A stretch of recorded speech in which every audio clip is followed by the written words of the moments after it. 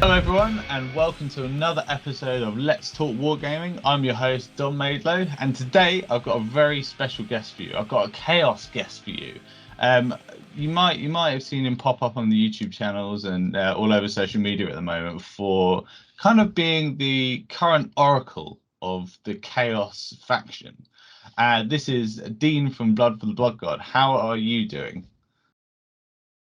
I'm fantastic, mate. Thank you very much for having me on. That was a fantastic intro.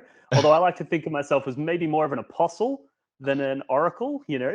But yeah, no, appreciate the intro. That was great.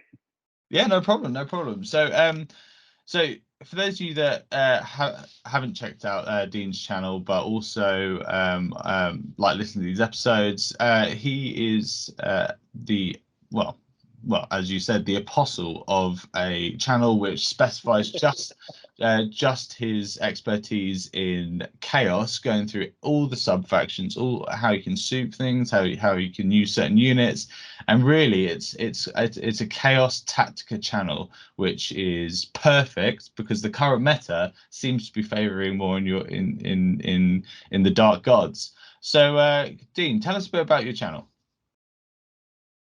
Yeah, so basically I've run a YouTube channel. We do all kinds of tactics content on everything chaos, primarily focused around Chaos Space Marines because that's my passion, but I do dip into the other chaos factions as well. And we do things like battle reports, in-depth tactical articles, things about, you know, different combos that you can do with chaos. And we just basically trying to drip every single drop of power out of that book that I possibly can. And I'll just keep going with that until I've got it all. Yeah. I mean that sounds like a true Primarch of Chaos right there. So being the Chaos kind of like expert at the moment, and the meta has kind of changed over this current season. From the start of the year, you saw the end of Drukhari and the start of Custodes. Then Tau jumped into the meta. They kind of got brought down a peg. Then Tyranids came. Then they brought down a peg. The Necrons and Harlequins kind of dominated the summer meta. What is the current meta heating up like going into the end of the year? I think it's quite an interesting meta at the moment. I think it's sort of anyone's game at this point. I do still think that Tyranids have a bit of a leg up on everybody else. I think they've still got some serious strength in that faction, even with the double round of nerfs they've got. They're still very strong. But realistically, there's lots of armies that can take it to the Tyranids. There's lots of armies that are performing really well. And personally, and this is not just me being biased, I think that Chaos has the potential to, you know, take that claim for the #1 faction at the moment. Yeah, I totally agree with you. And being a current Chaos player at the moment, I'm feeling the strength of it. And I've had a lot of competitive games. Have been like the previous episode was about LGT, and how some of the local players did and how I did in it. And Chaos, there was a lot of Chaos armies there, and you know, Chaos won it, Emperor's Children won it, and in the top 20 there was about 7 or 8 other chaos players, with Creations of Baal and Emperor's Children being the main ones, and a few Demons players. What would you say at the moment are the top chaos factions in the meta? So I think Demons have a really strong claim to being one of the top factions right now. Their new book has got some really obvious power, like the Flamers, the Bloodthirsters, Be'lakor, you know, those sorts of units. They're really, really powerful, pretty obvious, kind of writes itself. But that's a very strong faction at the moment. And then just your general CSM, almost all of the legions have something about them that is unique that makes them really, really threatening in different ways. And I actually think that that's one of the sources of Chaos's success lately, is that people come up with a game plan for versing Creations of Bile, but that game plan won't work versus Emperor's Children. No. So if you come up with a game plan against Emperor's Children, that's not going to work against Red Corsairs. So I think a lot of people are struggling to sort of wrap their head around how do you deal with Chaos as a faction. And I think that's generating a lot of results because people are able to take these various combos and the various things and surprise people. Yeah, I totally agree with you because like as recording now, I literally submitted my list for Hellstorm Wargaming. So shout out to Mikey from Hellstorm Wargaming. He's hosting a 2-day tournament next weekend at the place where he streams. And I was having an iron between Emperor's Children and Creations of Bar simply because I knew there would be a few new Votan players going because they're kind of like new to the meta and no one really knows how to play them and no one really knows how to play as them. I just see them as like a almost like another Xenos shooting army like Tau. And so I was like, oh, Bile isn't that good into shooting. But then I kind of said to myself, all I need to do is get in there with Bile, and then it's kind of game over.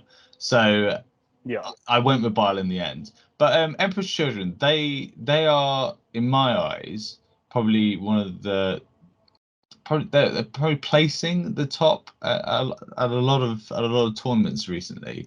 Why is Emperor's Children so popular, and why is it so strong? I think there's a few things that make Emperor's Children one of the stronger legions. One of them is Noise Marines as troops. They're a ridiculously efficient unit. They are. You know, they've got the Blast Masters, which get benefit from the Wanton Destruction in the first turn, and then you can pivot into the assault profile of the Blast Masters to get more benefits throughout the later turns. And then when they go into combat, they're really good. They've got objective secured. You can put various buffs on them. Like, Noise Marines are a really good foundation. And then they've got a few things like their Terminators being able to, you know, advance and charge. I know lots of legions can do that, but other legions are more tempted to take other abilities, whereas theirs being able to use that Dark Apostle to get that.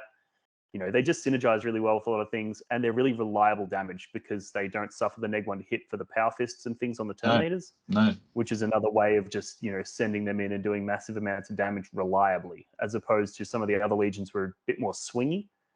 I think that's sort of, you know, those sorts of things are relevant for the Emperor's Children and are why people are getting a lot of success with them. Yeah, I agree with you. The Blastmasters are just fantastic, and I can kind of see them getting a small nerf where, I mean, it would be a nerf in Chaos full stop if you had to be for every 10 you could only take a Blastmaster, because that's what people are doing at the moment. They're taking Yeah. all chain swords, power fist, and then a Blastmaster. It's a fantastic Yeah. weapon, and God, I wish Havoc's Emperor's Children Havocs could have them, because you would see three Oh, squads that'd be of them game in over. every single list. You did Like, it run would 3 be squads of 5 in absolutely every matchup. amazing. So, a lot of people are taking Abaddon with Emperor's Children. Why does that synergize? I actually don't necessarily think that it does synergize that well. Mm, I think with Abaddon, though, and one of the reasons that you'll see him pop up in every Legion is because he actually doesn't require any synergy.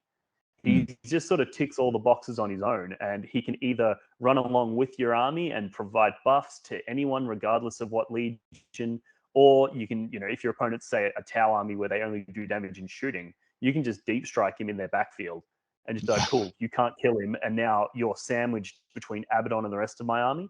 You yeah, know, there's so many things that you can do with Abaddon depending on the matchup that I don't necessarily think he needs to synergize. I think the only thing is that he has like a counter synergy with Creations of Bile because he yeah, directly competes for their secondary objective. You know, every unit that he kills is a unit that wasn't killed by a Creations of Bile unit. So I yeah, think in Creations of Bile, he has a counter synergy. In every other legion, he just plugs in nicely. He just fits. yeah. I'd agree with all of that. I'd agree with all of that. So you were talking about Creations of Bile then. So obviously that's what I'm playing at the moment. But why is Bile doing well? I think Bile's doing well for a number of reasons. One of them is their Legion trait for fighting on death is obviously massively powerful. And I Mm, think what that does is that swings like 50% or more of the matchups because there's a lot of matchups where they rely on doing their damage in combat. And if you hit them with Creations of Bile, it's like, cool, there's nothing they can really do to get around that yeah, outside of some very niche tricks, you know? So I think it means that games like your Blood Angels matchups, you know, your Harlequins matchups, those sorts of ones where they're planning on going in and doing that damage in melee, yeah, you just sort of win those games without having to try very hard. And then also they have an amazing secondary objective, which means that, you know, all you have to do is be killing things in melee, which is what you're planning on doing anyway, and you just rack up the points. You don't really have to think about it. So I think those two things are really well. And then the +1 movement, +1 strength that they get is also amazing, especially with the stratagem to advance and charge. yeah, yeah. Those sorts of things are just, you can build a list around that. And in a lot of matchups, it's easy street. Yeah, and I think it's an army that you should be terrified if you go second into it. Sorry, if you go Yeah. first into it, because if you can't shoot them, you have to move on to your objectives. That's about half at the board, and that means the advanced charge, they're getting in, and they're going to have more CP to do a bit of shenanigans there. So Yeah. I personally love Bile, and I'm a bit confused why it wasn't touched in the data slate, because I thought it would be. I thought they would have said on a 4+, you as like a blanket term for everything that fights on death, like on a 4+, you may fight on death. But I'm kind of pleased that it hasn't, because then I can continue to abuse it, which is obviously great Yeah. for competitive players. But I can't see, in the future, maybe in the new year, I can't see Bile actually being around. It's still got a very relevant secondary, and it still has very, very good, +1 strength, +1 move. But I think if Emperor's Children gets brought down a peg by Noise Marines being increased in points, Bile with like the Dark Harlequins nerf, you know, I can kind of see other legions kind of like creeping in, and personally the next legion I see as like the next powerhouse is which you do see a lot of, is Black Legion, and that's a Baden's Oh, I Legion, 100% and agree. yeah, that's a Baden's Yeah. Legion, and you know they have a lot of tricks, and their Legion trait as it stands is fantastic. So can you tell us why Black Legion is also doing so well? Well, I think you touched on a few of them there, right? Like their Legion trait is really solid, especially because what Black Legion can do slightly better than everybody else is synergize shooting and melee damage. Whereas something like Creations of Bile, it's pretty much just a melee army. Whereas Black Legion can drop down and they go reroll hits and wounds on a big unit of Terminators and just blast something, then Yeah. charge something, do more damage there. They really do across multiple phases. And then they also get way more utility out of Abaddon because you can heal him with a Master of Possessions, which is really good. You can, there's lots of things that Black Legion can do. They've got a lot of tricks as well. So, Yeah. like, I just did a video where I was talking about a Black Legion Chaos Lord who's absolutely insane. You can give him like, I think he goes in with like 11 attacks, Oh and wow. every hit, every wound does a mortal wound, and every 60 wound does 2 mortal wounds. You can get that guy doing insane amounts of damage. So I think Black Legion just have a few more tricks than maybe the other legions do, and a bit more of a diverse offensive profile, which has its own tricks as well.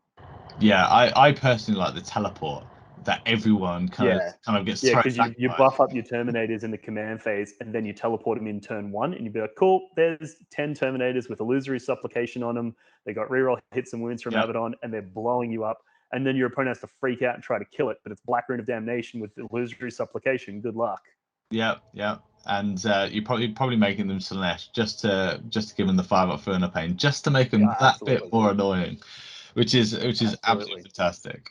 So I've noticed a lot of people are using demons, and they're trying to soup demons. Like Manny Tumor in the UK went to America to play in I think it was one of the Warhammer tournaments, that like the Games Workshop tournaments in the US, and he ran Emperor's Children and a Demons Patrol, which a lot of people are saying that you can't do because it's like Slanesh demons, but by the wording you can do it.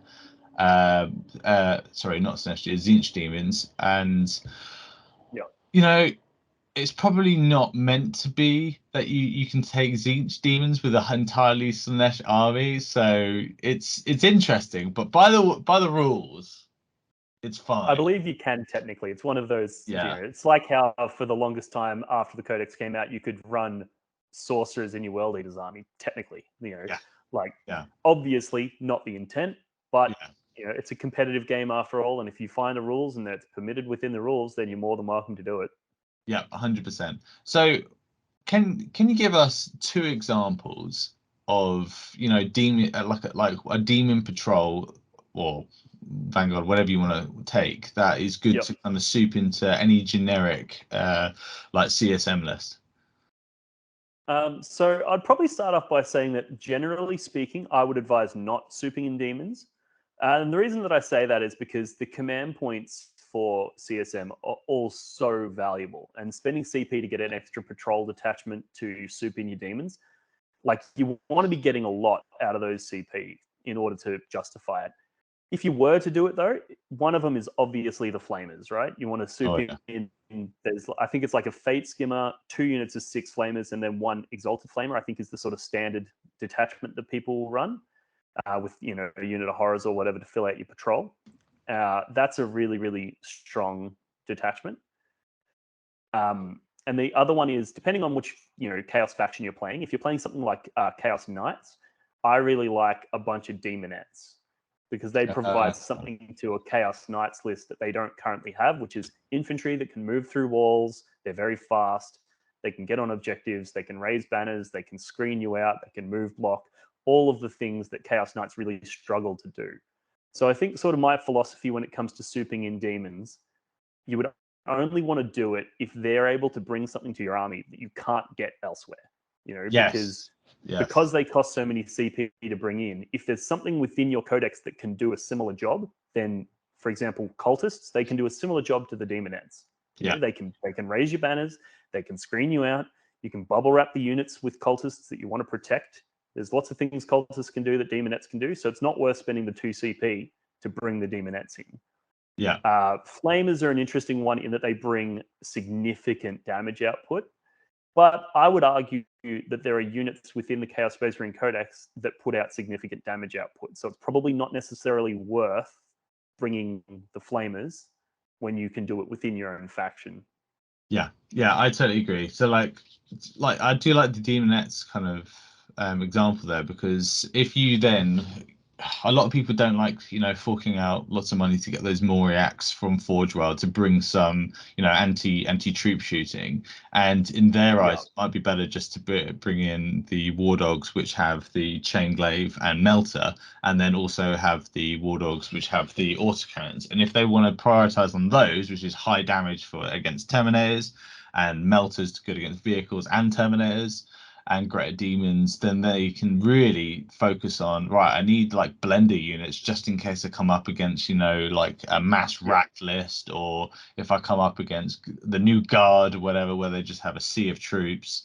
I can just bring Demonettes, which can, you know, hold my objectives whilst cutting everything up, and then my knights can just be the main source of firepower. So I do like that. It's if you can't find it in your book, and you can find a cheaper option where you don't really need the CP because you're, you know, building in a different way, then I totally agree with you. And it is. There are a few exceptions. There's things like the psychic powers that the demons have access to. Some of them are very powerful and very unique to demons, obviously. So if there's a particular combo that you're trying to line up where you're like, okay, I want to use this psychic power to reduce the toughness of the target so that I can then go in and hit them, and now I'll be winning them on 2s instead of 3s. Like, there's a few things that you can do, and there's definitely a ton of, you know, options to look into there. I actually did a video on my channel where I did the top 8 best allied detachments for demons, and that was when it first came out. So since then I've reviewed it and I've come up with some other combos as well. But yeah, that's a good sort of starting point to sort of conceptualize what way you want to go about adding those demons to your army. I think demons are fun, and I like the idea of it, but I'm still very unsure. I think it's at the point now where kind of like people either know or they don't know what the benefits are, because people are saying, oh, you lose your faction secondaries, people are saying, oh, you lose your wontons, people are saying you lose this, you lose that, and some people are then also say you don't lose anything, you can just do what you want. So it's very difficult to navigate. It's like, I remember I was like, okay, this book's come out, we can now soup, and I was like, I'm gonna figure this out, and then I'm gonna explain it to people to try to help, right? And I literally sat there and I read it, and then I was like, I don't get it. So I read it again, and I was like, I still don't get it. I'm like, why is this so complex? It's like, okay, you lose Legion specific relics, but you don't lose the Legion specific warlord traits, and you don't lose your stratagems, but you do lose your secondary, but you don't lose. And I'm like, why? Why is this so hard? I know. But yeah, I think that's another thing that, you know, is potentially putting people off adding demons to their list, is just that the fact that it's just too hard.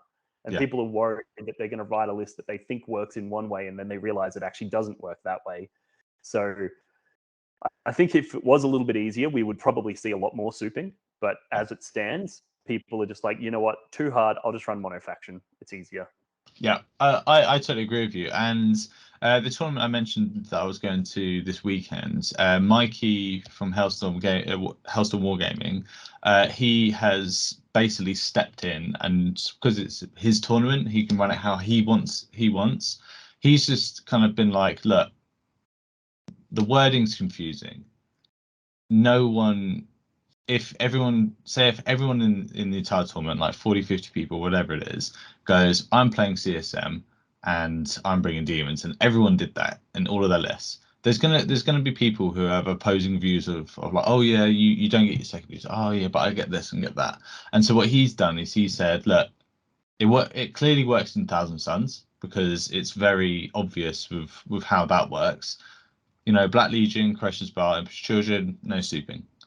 And I'm fine with that because I personally think, you know, some armies are stronger without demons. But Yeah, I do think the flamer detachment does kind of idiot proof your list where you go, oh, I don't have anything to deal with this. Flamers, I can deal with everything. So yeah, he's just kind of put a blanket term like, you can't do it because it's very unclear at the moment, and we're waiting for a GWE FAQ to kind of really make it concrete what we can and can't do. So yeah. yeah, so obviously demons great if you want to take them, but you might need to read your rules a lot to kind of fully understand what's going on, just in case the TO goes, well, that's not how I read it, and then you're Yeah. starved of CP or starved of secondaries, because there was that when Chaos Knights and Abaddon hit the field, and I think it was Warhammer Live or something like that, War Yes, I Games Live. remember that one where he was taking a secondary or something like that, and then it Yeah, turned out that the TOs ruled against him, and then it turned out that he was right, and it was this big thing. yeah, Yeah, yeah. So so people try to avoid that because sometimes the community can jump on the bandwagon very very quickly.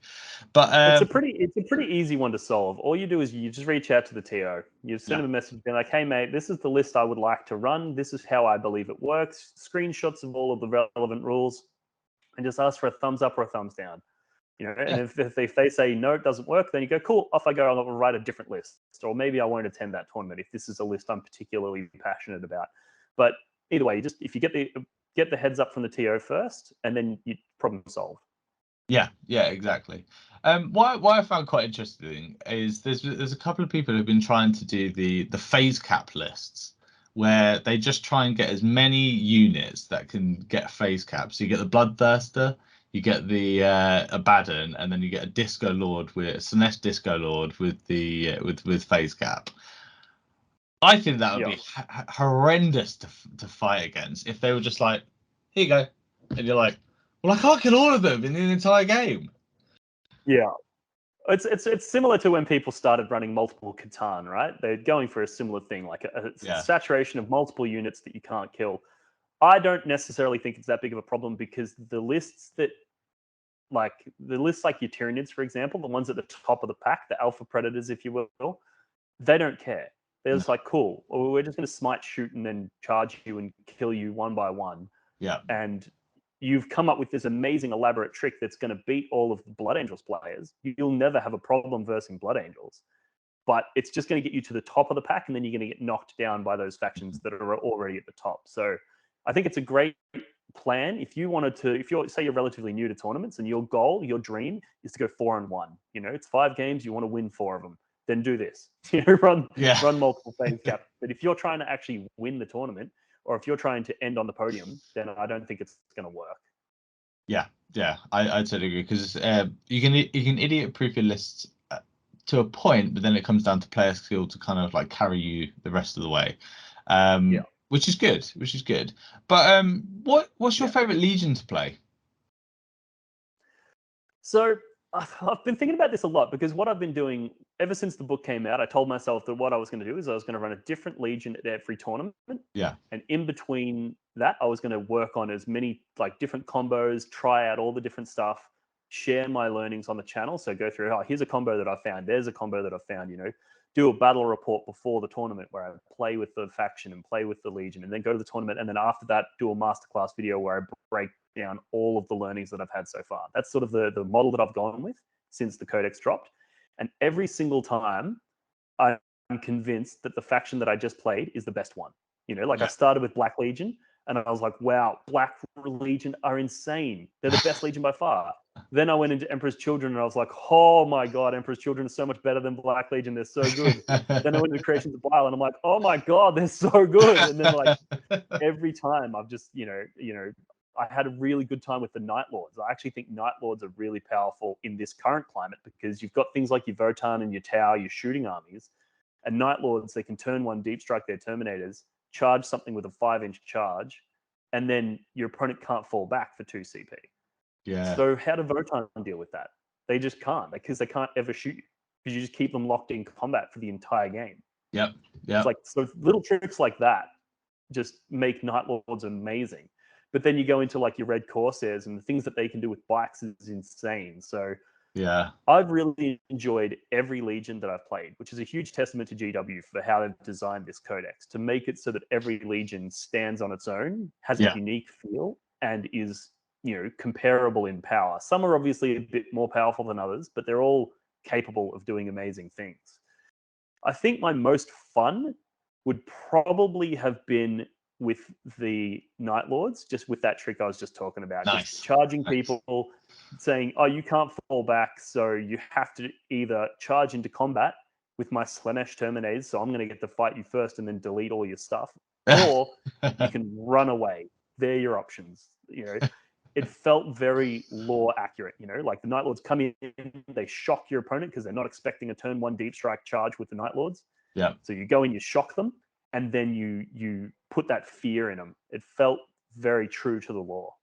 Yeah, I like that. I love Night Lords. Like I said before, I collected Night Lords for a long time, and I've sadly been converting them all to Creations of Bile, not ruining their paint scheme too much. I've kind of gone for the old where you put half of their armor in like a different color, which is fine. It works. But I'm very pleased you said Night Lords, and so is one of my good friends, Marco Costello, that he is an avid Night Lord player and has been playing all of these big tournaments with Night Lords and actually been doing very well with them, because their faction ability is very good. So can you just tell people what is good about Night Lords? So for me, Night Lords, there's a few things about them. One of them is that turn 1 deep strike on Terminators, because I think a lot of people are running that 10 Terminators with the Black Rune of Damnation, right? And basically, whether or not a Legion is going to succeed or fail at the moment kind of feels like, can they get value out of their Terminators or not? And if you can, well, then you've got a good list. And I think Night Lords are one of the best at getting value out of those Terminators, because if you deep strike them turn 1, you're 9 inches away from your opponent, but you string back to be within range of your Master of Possessions, then you use his Ritual Dagger to kill one of the Terminators, resurrect it at the front, and now you're 5 inches away from your opponent. So then you go in for a charge, and now you're so deep in your opponent's lines, turn 1 with that Terminator unit, that the movement of that Terminator unit's no longer a problem. Whereas something like a Creations of Bile, one of the challenges I found when I ran it was that people would just hide from your Terminators. They'd just run away, They'd throw a sacrificial unit out to get an objective secured model on an objective or something like that. But all of their valuable units would sort of, fly around you. And I very rarely actually got value out of those Terminators. So Night Lords are a really good one in that they get that value. And then they also have a few interesting tech pieces, like the ability to make your opponent fight last on their, with the Dirty Fighter Warlord trait. That's really good, especially on a Marcus Slanesh Demon Prince, or whatever character, but I was running it on Demon Prince, because having fights first and fights last basically just means no matter what the situation you find yourself in, you're going to fight first. So that's another really good one. Night Lords have got a few things going for them. Yeah, I definitely think they do, and I hope that I kind of wish their secretary kind of got a little buff. Like, actually, let's quickly talk about Chaos Secretaries, because there's only I feel like Word Bearers and Creations of Bile have the best two secondaries. Like the Word Bearers, I would say is the best, because you can just auto 15 of that in certain missions. And for those of you who don't know, you got to do an action in the middle of the board, and it's any unit which has an icon, or it specifically says Master Possession, or the Dark Apostle. So it's great for the Dark Apostle because he doesn't have to do it turn one. You can do it with a bike turn one with an icon. You get and you just have to be wholly within it. So just 3-man, bang, get your 2 points or 3 points, whatever it is, and then next turn you just get your Dark Apostle, and it's the end of the movement phase. You do your prayers, you then move up and do the action, and you kind of sit there with your big brick of terminators, and especially on a 5 objective mission where you're already going, I'm here, come get me. There you're being like, I'm here, come get me, and I'm doing my secondary. So you got to get through all of this first. I really particularly like if you pair it with something like Warp Ritual, so you've got a Psyker in the middle as well, and you're just like, cool, my whole game plan is taking the central objective.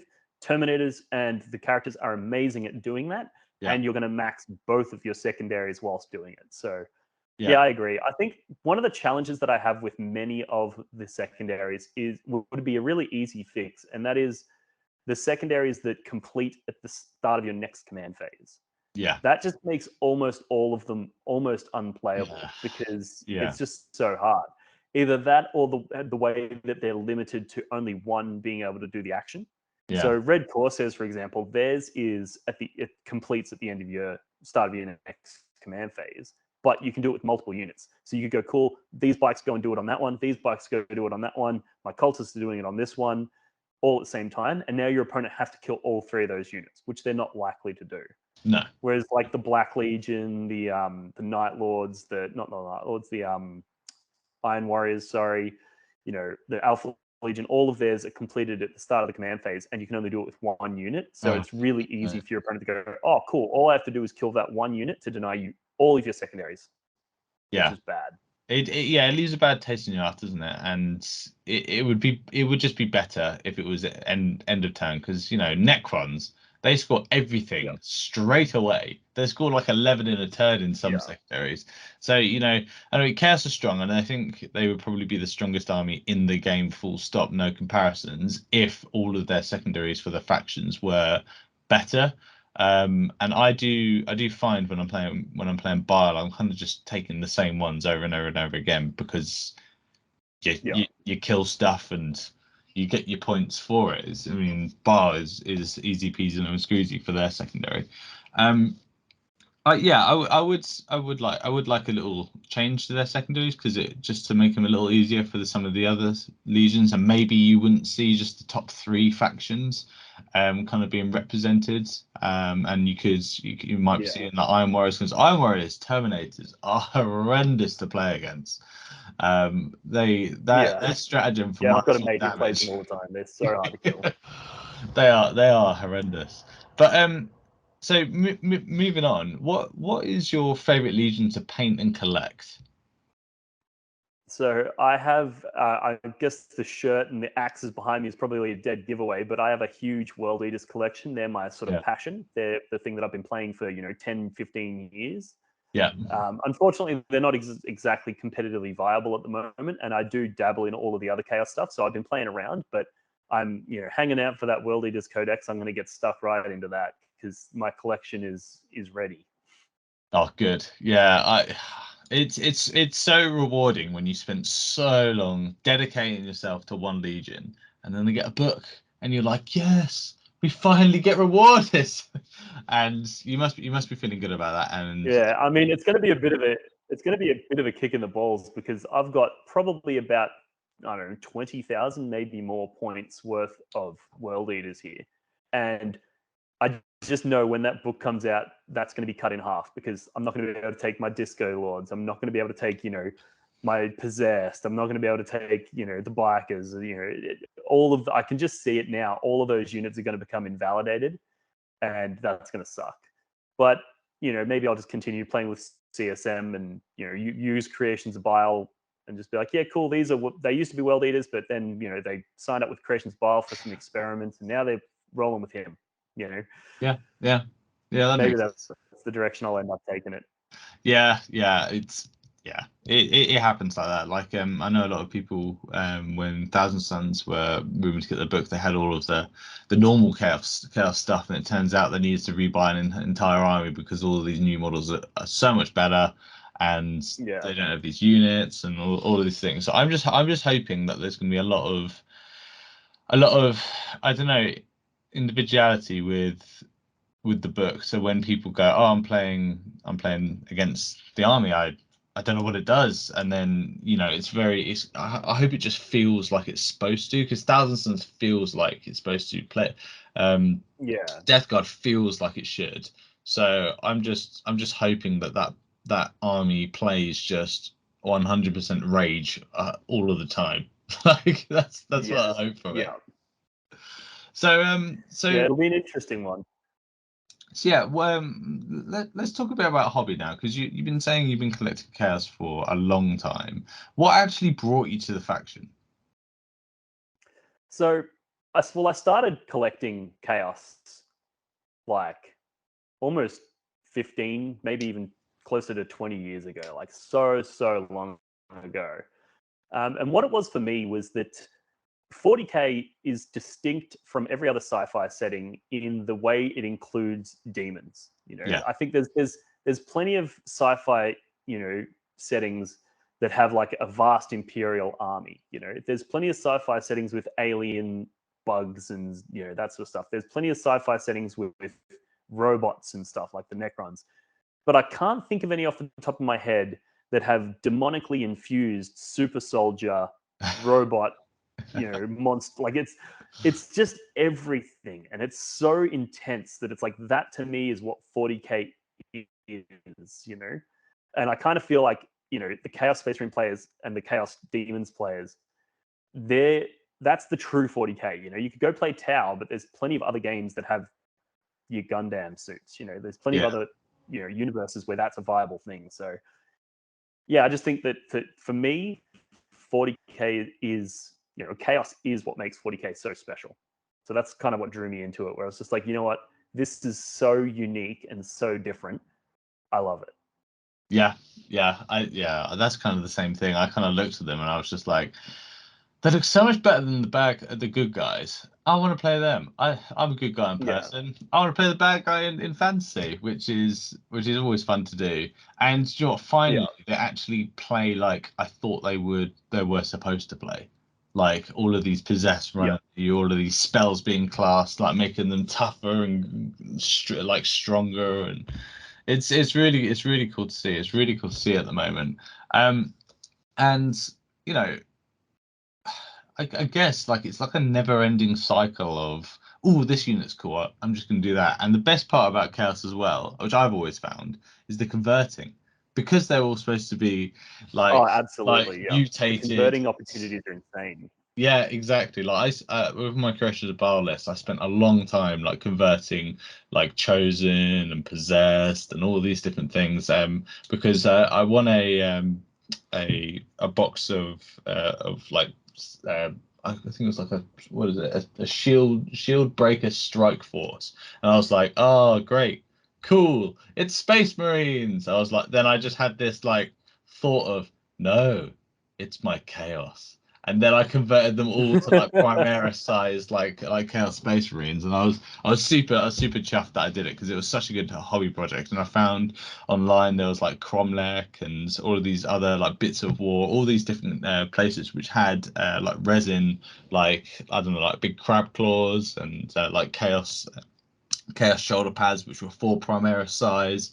So I've really enjoyed the actual hobby of it. And my mate Lewis, he's doing a Grey Knights army, but he's doing them all like almost like on the verge of like converting to chaos. So they've got like big dread knights with like huge like claws and all of these like fantastic Yeah, things. And I think that's one of the main things that I love about chaos is the converting.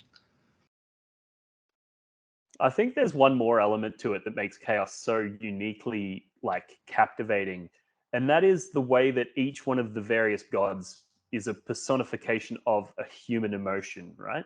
I Yeah, think it's the same reason that we see like the Incredible Hulk on TV and we're like, yes, because it sort of taps into that desire to let your rage unleash. yeah, I think this the same thing, and the same with all kinds of things. So I think chaos tap into that. They tap into your lust, they tap into your greed, they tap into all of those parts of your personality that you might hold back, they speak to it and they reach out and touch it, which is amazing because it's just like in the lore, you know, like the reason that the people within the lore fall to chaos, I think is the same reason that a lot of players fall to chaos and a lot of players choose that faction.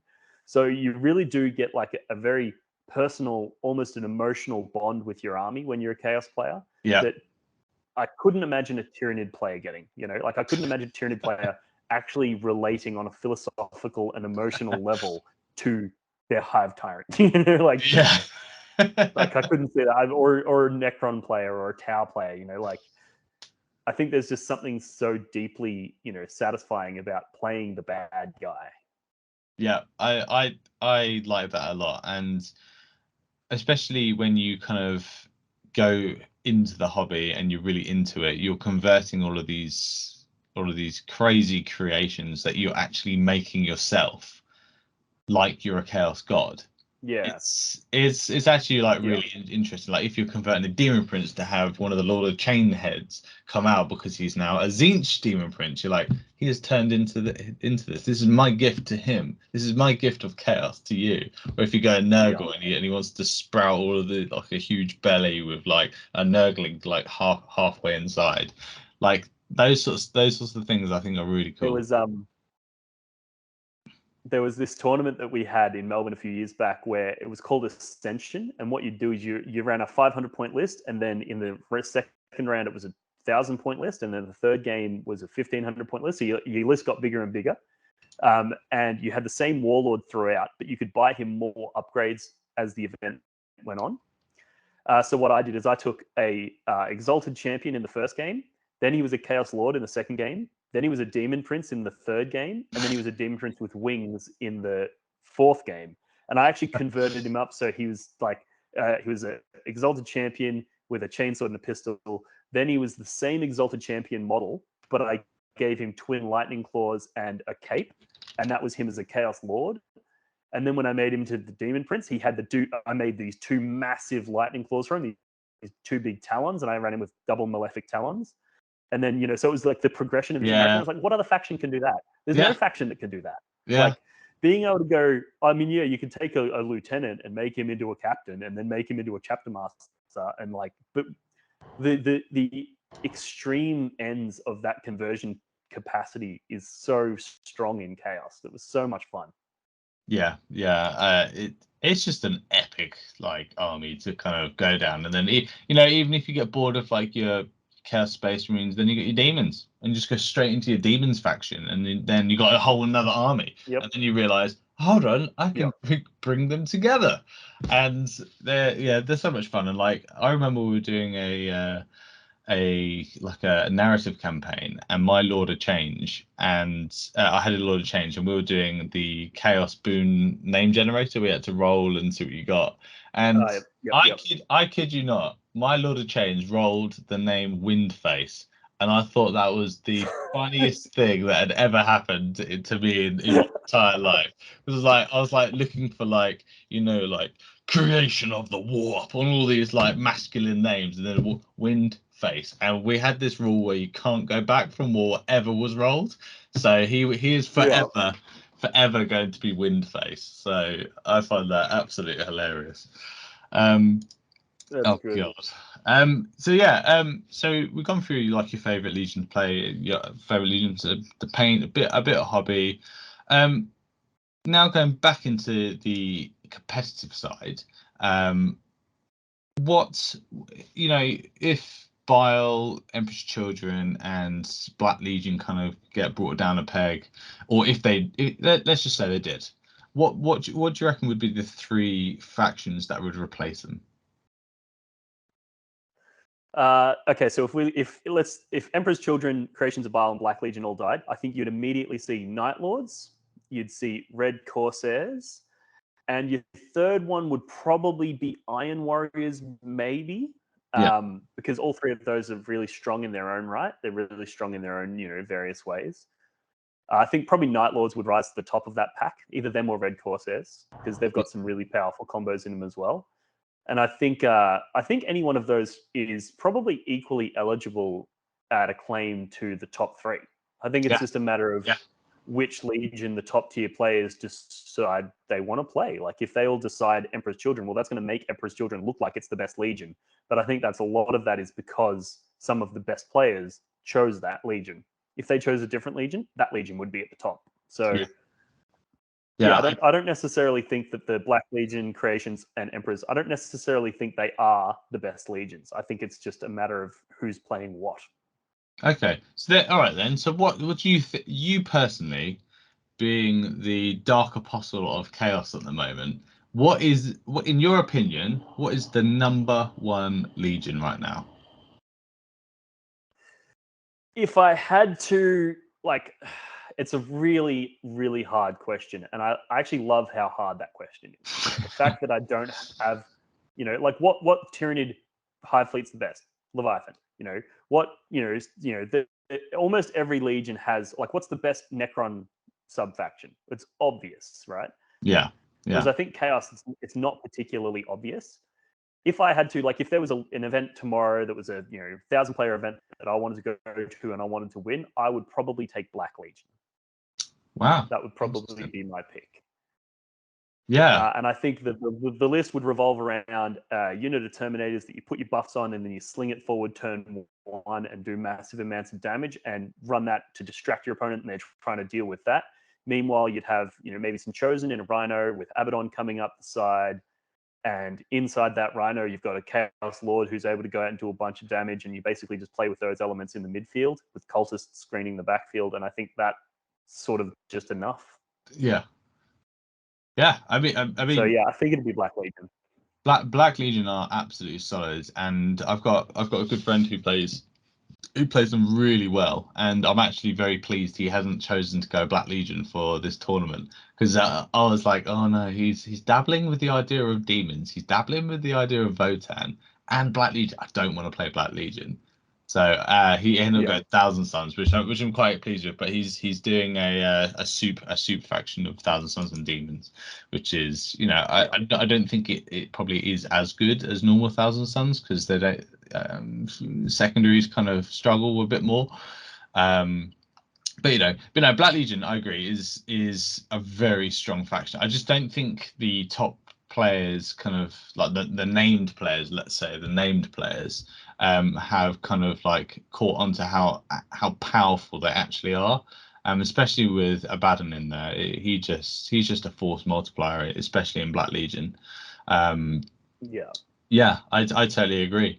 Well, now this is kind of like the end where we kind of wrap things up, because I like to keep these short and commuter length. I would like to say thank you so much for coming on and giving us all of your chaotic knowledge, and I'm sure everyone would have loved to hear everything you've said about chaos, from hobby to your favorite legions to what's hot in the meta at the moment. So tell us, where can people find you? I'm going to have links down below, but where can people find you and sell your soul to the advertising yourself? All right. Well, first, thank you very much for having me on. It was an absolute blast. I love doing these sorts of collaborative, things. I think the community is absolutely fantastic in that regard.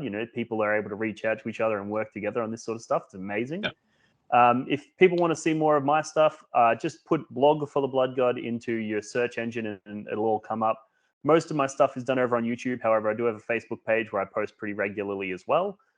And yeah, doing lots of battle reports coming up. I've just got new equipment in the studio, so we're stepping up the battle report quality. So keep your eyes peeled for that. And I've got plenty of tactics stuff coming out for Chaos. So there's plenty more tricks. I think there's almost infinite tricks in this codex. And I plan to try to find as many as possible and bring them to you guys as I do. So yeah, check me out there. And yeah, thanks again for having me on. No, you're welcome. Thank you for coming on. So yeah, guys, please go like and subscribe this video, and then go over to Dean's channel, which you can see the link below. You go check out all his videos. If you're getting into chaos, he is the perfect channel for it, because he covers literally everything you need to know, and he will do the work for you by working out all the combos, and you just have to go, oh, that's good, put it in my list. So yeah, go Yeah. check that out. And I would just like to say thank you to the sponsor for the episode, which is Fourth Dimension Printing. There's a link for them below, and they do all your 3D printing needs, and they're insanely good quality. My entire Emperor's Children army is 3D printed by them, and it looks epic. There's no kind of mold lines or anything like that. It's all just pristine, and you get some really cool conversions out of that. So go check them out as well. Thank you, Dean. Thank you for coming on, and I wish you all the best with your channel, and yeah, thanks for stopping by, everyone.